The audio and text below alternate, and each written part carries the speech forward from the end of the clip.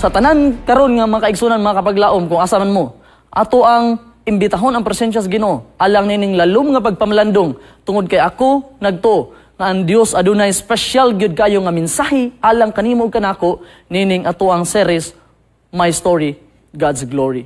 Ang kining My Story, God's Glory, mga kapaglaom, usa kini ka series nga nagtan-aw or magpamalandong sa Salmo 23. Ang Salmo 23 gitawag ni nato og most quoted nga libro sa balaang kasulatan. Ang mga bata gipamemorize nini, ang mga tigulang naka-memorize nini. Ang nakanindot, mga kapaglaom, tungod kay ang comfort alang kanato maghatag nig kadasig sa mga naluya og nagkaguol nga mga kasing-kasing karon nga gabi. Now, ang verse 1 nining kapitulo nag-ingon, "The Lord is my shepherd, I shall not want. He makes me lie down in green pastures. He leads me beside the still waters." Very familiar. Kung tanaw na to, mga kapaglaom, si David nag-ingon nga siya usa ka karnero ug ang Dios mo iyang magbalantay. Ug kining next nga mga phrase, "I shall not want, He leads me in the green pastures." Point of view gid ni sa usa ka karnero nga gipalangga o gibantayan sa iyaang shepherd ug sa iyang magbalantay. Ug kining "He leads me beside the still waters." Ingon sa ubang mga scholar nga ang kining mga karnero dili ni mo inom og flowing water. Daghan kay sila gulba kakuyaw. Mo ang buhaton sa magbalantay, magkuha siya dagkong bato, iyang iali aron nga mulinaw sa ang tubig. Aya pa mo inom ang mga karnero. This is a point of view sa kining mga karnero. Pero kung tanaw na to, mga kapaglaom, ang next nga phrase is a transition from the previous nga mga phrase. Indri, "He restores my soul." I was thinking tungod, kining kong restores my soul, ang una nga moabot sa akong una-una, ang kining akong makita nga mga videos nga ga-trending baya sa Facebook, sa TikTok ug sa YouTube, ang kaning restoration sa mga karaan nga mga gamit, restoration sa mga sakyanan nga dugay na kayo gihimong bag-o, mga motor ug uban pang mga gamit.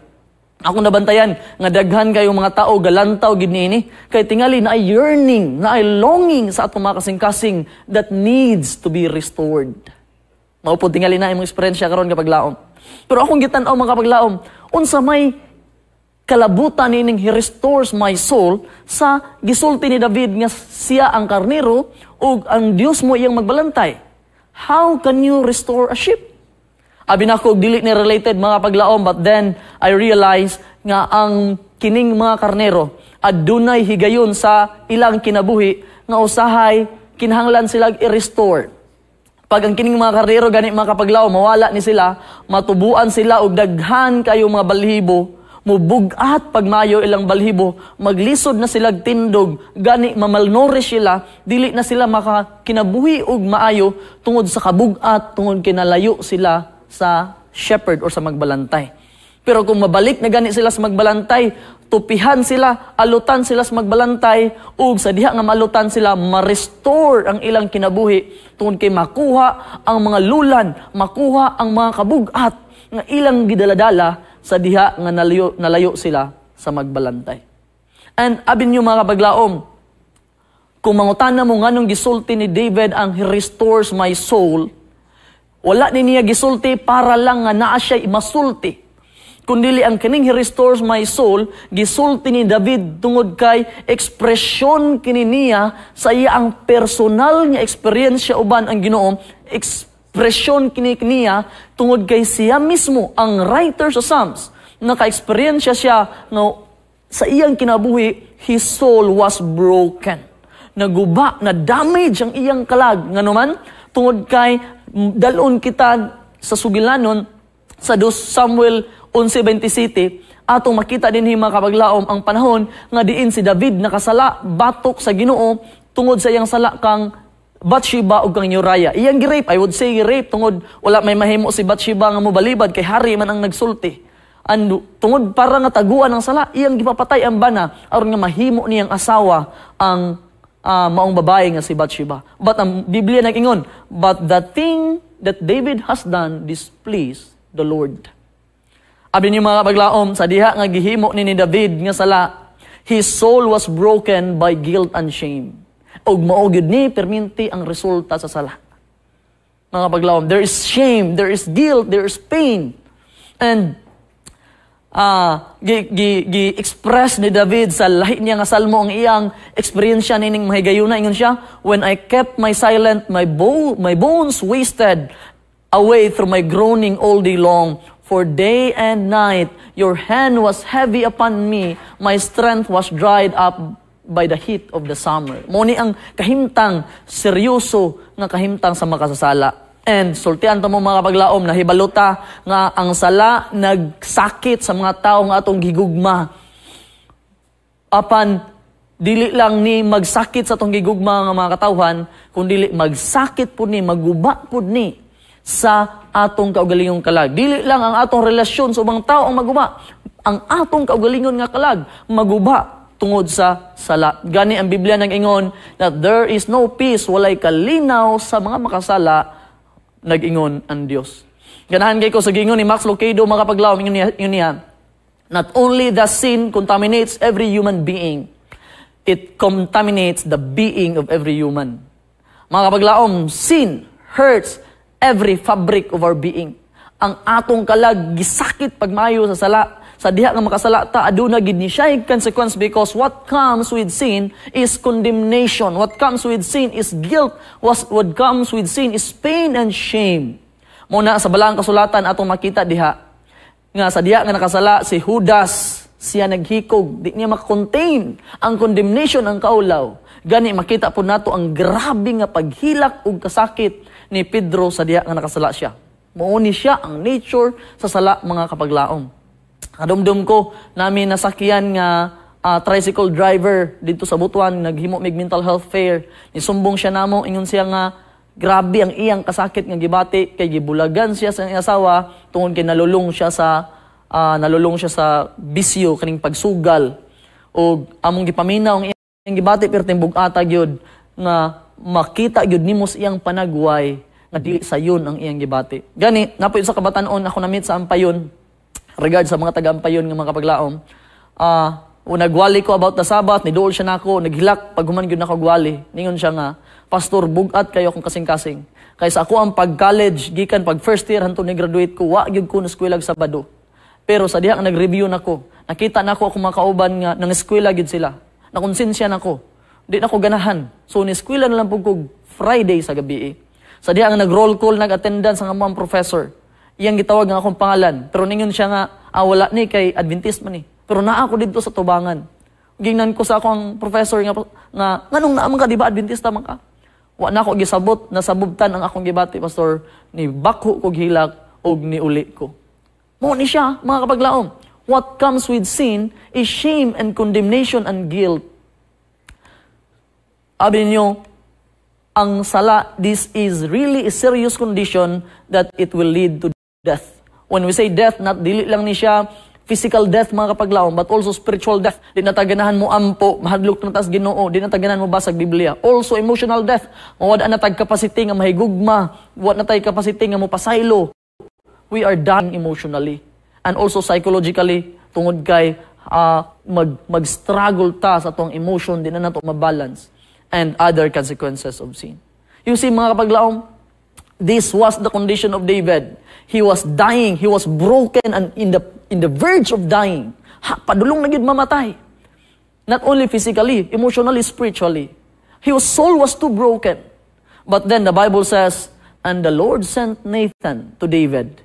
He came to him and said, there were two men in a certain city, the one rich and the one poor. And gusto na ko i-highlight, mga kapaglaw, mga kining phrase nga, the Lord sent Nathan. Dili kaya ni David nga mo duol sa Ginoo. Tungod kay hadlok siya sa presensya sa Ginoo. Tungod kay kinilaging sala. Apan ang gihimo sa Ginoo, as He always does in the entire Bible, God will always take the first step, the initiative to look after the sinners. O ato ni makita din ni mga kapaglaw. The Lord sent Nathan. And what I like about this story, mga kapaglaom, is that Nathan came to David. And God came to David through Nathan in a very gentle way. Wala ningon si Nathan nga, Haring David, unsa man ni ako nadungog? Haring David, imo na po ning gibuhat. Or Haring David, unsa man ning gisulti sa mga tao? Very gentle mga kapaglaom. Gani, atong magta dinhi, very gentle tungod kay nagsugod siya, sulti sa sugilanon, nga dunay usa tao, na siya karniro, o saragid ka buok, niyang kaningang karniro, palangga kay niya, iyang ginatiman, ang iyang silingan, daghan kay karniro, pero sa diha nga ang iyang silingan na niabot nga bisita, iyang gikuha ang katong karniro sa iyang silingan nga usar ka buok, iyang giihaw, o gipakaon sa iyang bisita. Sa diha nga paggadungog ni Salmista David ani, Haring David, ang Biblia nag-ingon, then David's anger was greatly kindled.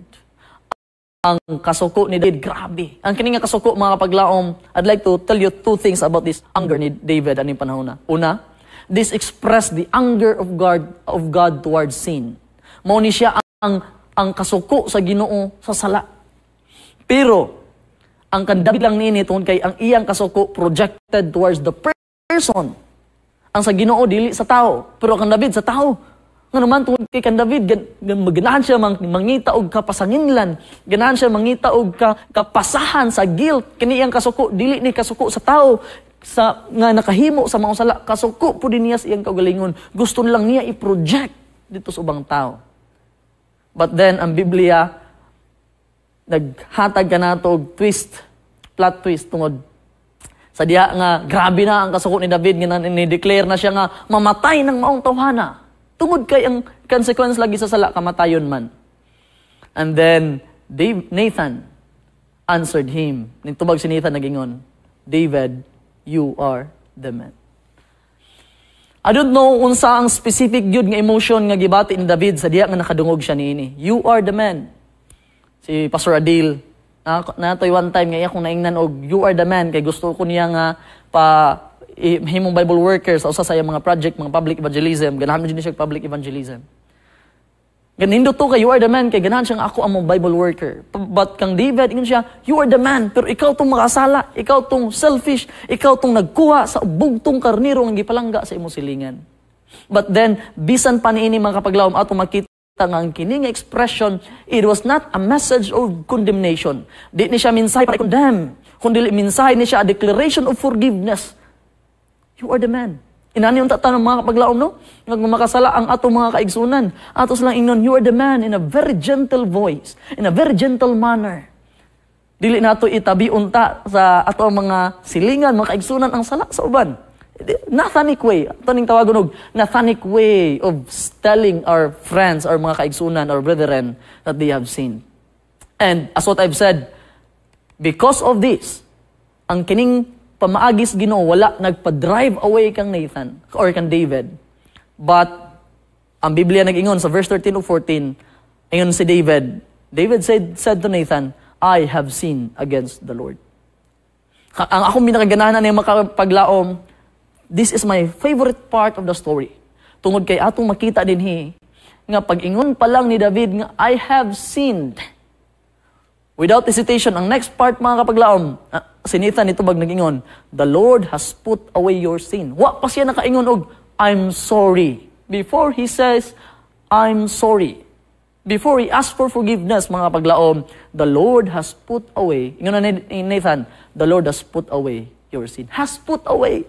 Wala nag-ingon nga, the Lord will forgive your sins. No, huma na. Before Nathan, sa wala pa niabot si Nathan didto sa ganghaan ni David, the Lord has already instructed Nathan nga muadto siya aron ideklarar kan David ng iya ang sala mapasaylo. Beautiful. Pagkanindot. And mga paglaom, ang pinakaganahan gyud nako ani tungod kay sa diha nga giingon si Nathan nga napasaylo na ang iyang sala. The next part says, nevertheless, because by this deed, seryoso gid ang sala, mga kapaglaom, no? By this deed, you have utterly scorned the Lord. The child who is born to you shall die. Now, this is now another plot twist of the story. Kay, diretso ang pagpasaylo without shadow of doubt, walay hesitation, walay duwa-duwa. Ingon ang Ginoo, ginapasaylo na ang imong sala. Gipaadto si Nathan para ideklarar nga nakapasaylo na ang sala ni David. Pero, yun siya, mamatay ang imong anak. I understand kung ato ning pamalandungan nga sitwasyon, medyo unfair ni. Nga ang anak ni David, nga firstborn son niya, mo'y mamatay alang kaniya. But abin nyo mga paglaom, this happened Tungod kay ang tinuod nga nagluwas kang David nining higayuna para di siya mamatay was not his firstborn son. Kung anak ni David, unsa may pangalan? Ana sa Biblia, son of David, anak ni David. Pero ang tinuod mga kapaglaom nga nagluwas kang David gikan sa kamatayon adtong higayuna, ang makita nato sa Matthew 21:9. And the crowds went before him, referring sa experience ni Jesus, that followed him were shouting, Hosanna to the Son of David. Abi niyo mga kapaglaom, nining higayuna ang katong namatay nga anak ni David tungod siyang sala. It was only a prefigure, a foreshadow sa tinuod nga Son of David nga namatay alang sa sala sa tibuok kalibutan.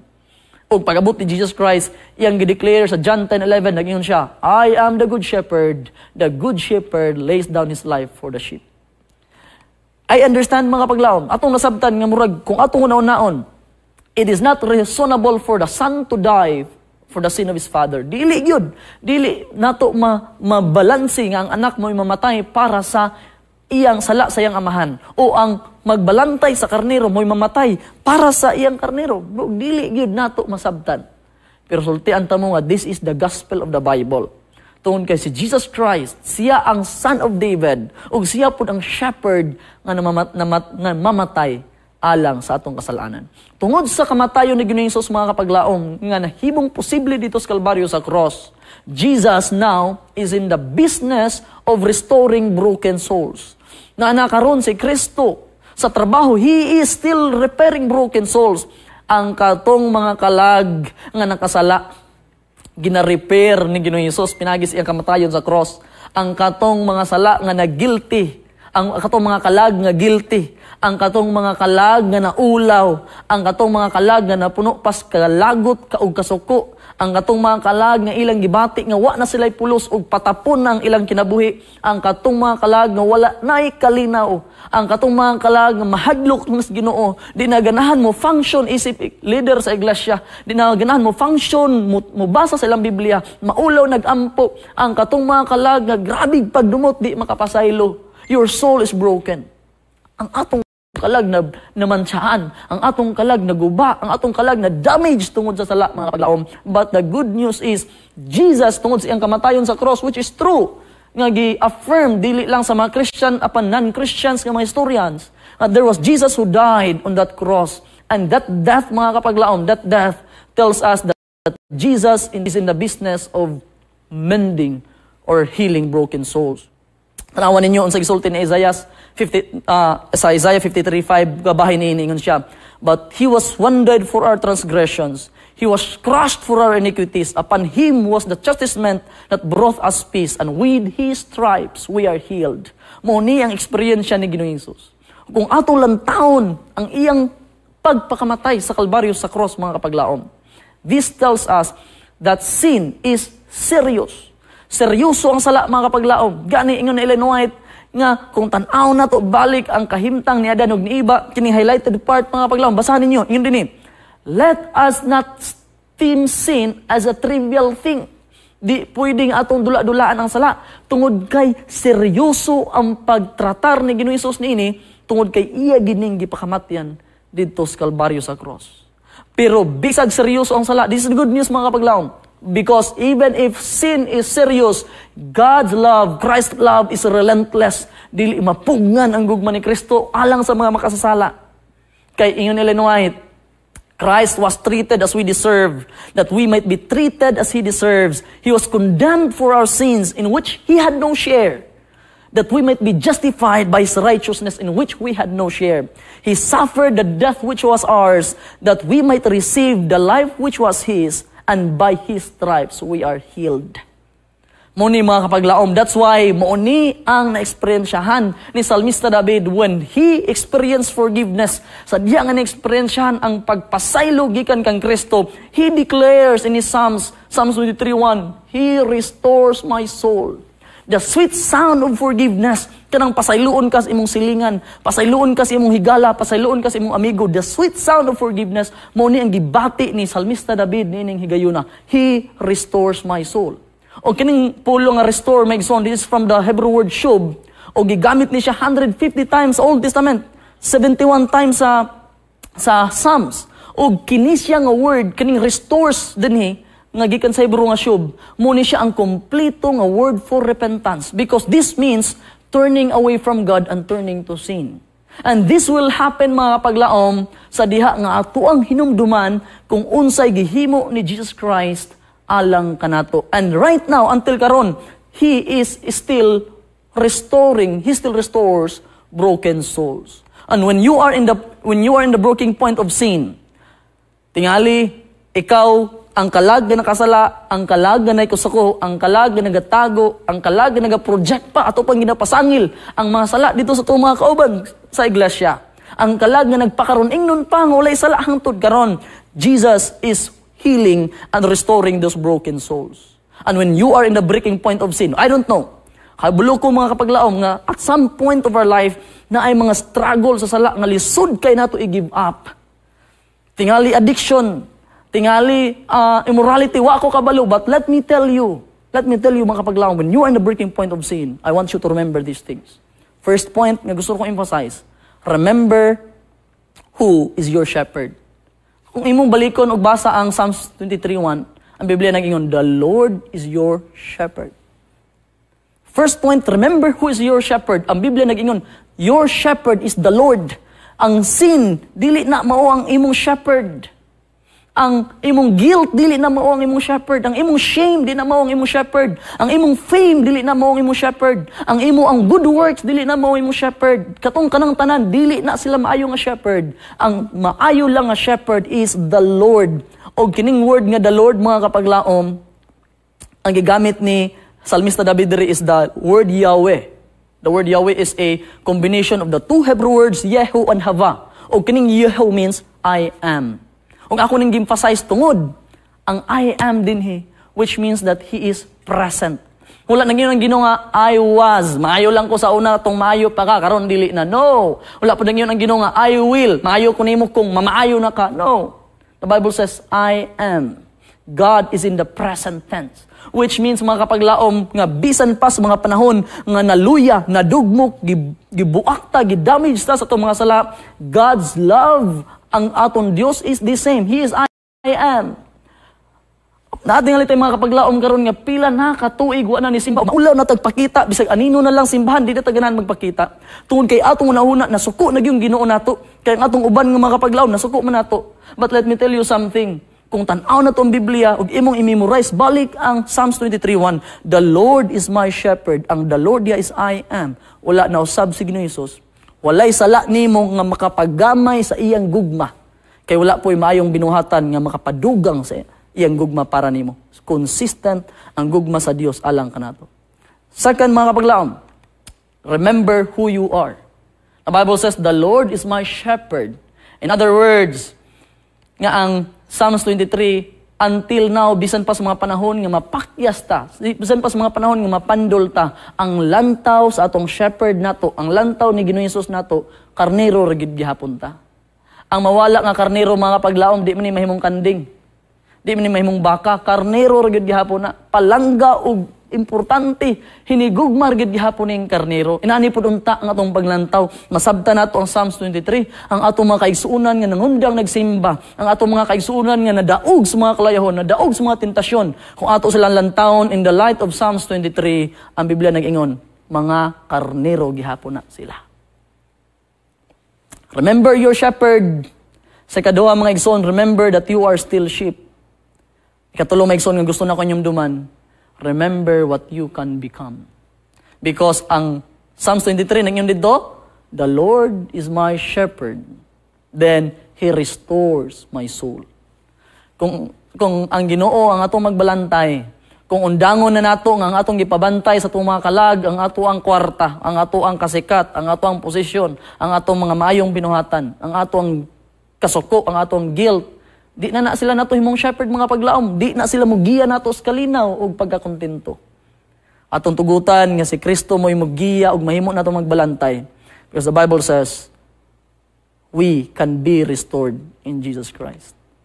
Adunay mga kalag siguro nga tanaw nato, murag lisod na gid kayong baguhon ba?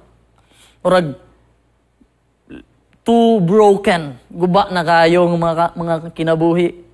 Too lost, layo na kayo, pila nakatuig wala ni simba. Grabe na ka makasala, pila na ka mga binuhatan, nga mga immorality ang nahimo. O tingali, to damage, wala na.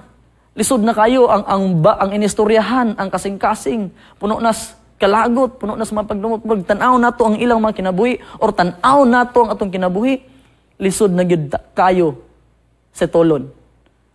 Pero kung tanaw, sultihan ta mo mga paglaom, for God, kung ang Ginoo, ang imong gihimo nimong magbalantay, you are not beyond repair. You can be restored. Pwede pa kang mabago. Pwede pa kang mausab. O pwede pa kang mabalik. O kwao na ni Ginoong Hesus ang mga bagahe, ang mga kasakit, ang mga pagdumot, ang mga sala, ang mga kaulaw that comes with sin, because He restores my soul. Dumduman ako akong eksperyensya. Hapit na ko mag-graduate sa Mountain View College. Tungod sa kalisod sa amo ang panginabuhi. Kalisod sa akong pamilya, gikan man tagpubring pamilya gyud. Ako nauna ako nga di na lang magpadayon. Niadto ko para nga mag-off-sim o mag-networking. Ako nang gibiyan, pero atong higayon na mga kapaglaom na ako sponsor nga sa Cebu. Ate Joan kay Marvin, ang gabi diya sa inyo. Sa diha nga nana ko, maulaw kog tawag nila tungod kay naka-desisyon ko nga mundang na pagka-pastor. Di na unta ko mawali, di na unta ko ma-ministeryo. Mag-networking na lang ko para nga matabangan ako mga igsuon nga nagskwela sa AMCC atong higayuna. Di ko katawag nila, wa ko'y kusog nga manawag. Pero sanay na kagabi, kitawagan ko sa kong sponsor nga babae, gingnan ko nga, ako mo kamplitihan. Unya, anhi ka direk Cebu, lupad kay nagulat imong kuya nimo. Ila kong giplitihan mga paglaom, sila nag-initiate, dili ako ang niduol. Sila ang nag-initiate nga padtuon kog Cebu para nga pabalikon ko aron makabalik og eskwela. Pag-abot na ako, maulaw kog lantaw sa naong sa akong sponsor. Kay ako ang gibitray ang ilang pagsalig nako. Pero paglantaw nila nako mga kapaglaom, wala na usab ang pagtagad, wala na usab ang pagpalangga, wala na usab ang pagigugma, maora gyud gihapon. I look at it this way, kato nga experience akong nakita nga inana pod ang pagigugma ni Kristo lang kanatong tanan. Say ulaw-ulawon ta sa sala ug mo ni perminti ang trabaho sa yawa. Yatang ingnon nga ayaw na maulaw na kas Ginoo. Ayaw na pagbalik di natalantaw siyang naong mahadlok ng tagdala sa tong kaugalingon sa simbahan. Di na nato maabli ang atong Biblia. Maulaw na gitag-ampo. Maulaw na ta nga mohawid og mga posisyon tungod kay para nato na gubungkag og na damage na pagmayo ang atong kalag. Munang sweet kayo mga kapaglaom. Ang gihimo ni Kristo para nato. Nga pagsulti ni David di ay nga, He restores my soul. He was telling what happened. His story for God's glory. Nga kining salmista David, nga nagsulat sa tibok sa majority sa Psalms. This is not a person nga way kapakyasan. In other words, mga kapaglaom, kung tanaw na to ang Psalms 23, this is not about a David. This is not about David nga maayo o matarong. The book of Psalms is about the grace of God sa makasasala nga tao sama kang David sama nimo ug nako. You might be feeling right now, bisig inyong pamati mo messy na kanyang kinabuhi. Your messy life will be a message in the future. Ang inyong trials mahimo ninyong testimony. Ang inyong mga kasakit mahimo ninyong declaration of victory. O ang inyong mga kalayahon, mahimo ninyong eksperyensya para sa glory sa Ginoo. The next time nga mag-struggle ta, the next time nga the guilt will sink in, o the next time nga mapandol ta sa atong mga kasalanan o mga pakyasan, recite Psalms 23:1-3. The Lord is my shepherd, I shall not want. He restores, He leads me beside the still waters, green pastures, and He restores my soul. Ang Ginoo nagatawag nimo ug nako nga mabalik ta siyang sabakan. Ato na lang ibilin ang atong mga gihimo sa kagahapon.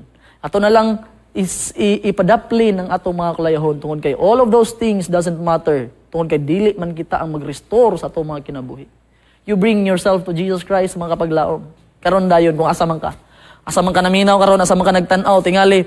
Hunahuna nimo nga di na lang gid tingali ko mo simba. Di lang gitingali ko magpakita sa mga kaigsunan tungod kay di na mapasaylo akong kalapasan. Let me tell you, let me encourage you mga kapaglaom. Ikaw karon nga naminaw. Dala ang imong kagalingon sa presensya ni Kristo. Adunay gahom ug igo ang iyang kaluoy, igo ang iyang gugma, ug igo ang iyang grasya nga magbag-o sa imong kinabuhi. So beautiful. So beautiful. So amazing mga kapaglaom to think of this. Remember, our shepherd restores our soul. I'd like to end this with a word of prayer. Mga Buddha. Father God in heaven, we praise you. You have been so merciful. Grabe ang imong kaluoy ug kayo. At taliwala sa mga kapakyasan ug mga kalayahon. Ay ikaw di ay adunay gahom sa pagbag-o, sa pag-restore sa among nagumba nga mga kalag. Paliho Ginoo ayuha ang amo ang mga kalagot sa mga galingon sa ubang tao. Ayuha paliho Ginoon Dios ang among mga kaulaw. Ayuha paliho Ginoon Dios ang tanan mga butang nga nagpalayo kanamo gikan sa imong presensya. Ug istoryaha ang mga kapaglaom karon nga naglantaw. Ipabati ang imong gugma. Kini nga gugma mo'y adunay gahom sa pagbag-o, pag-usab sa mga kinabuhi. Dalaygon kasulay kitapusan, kini tanan among gipangayo o gilawaman nga madawat sa ngalan ni Jesus nga among personal maluluwas. Amen.